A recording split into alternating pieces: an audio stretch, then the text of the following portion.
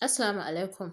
Yau za mu yi bayani ne akan yadda mutum zai koma kan asalin account ɗin shi na Facebook bayan ya riga ya buɗe page. Saboda an min tambaya kusan sau 10 akan yadda mutum zai koma page ɗin shi.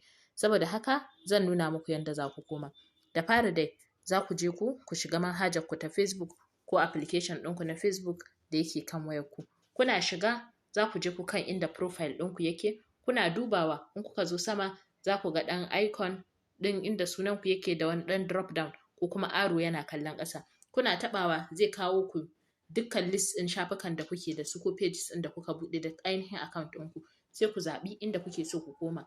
Kuna taɓawa zai mai da ku kan wannan shafin. Gashi nan ya sa switching back to Burdens by MC. Gashi nan yana mai da ni kan page ɗin da na zaɓa.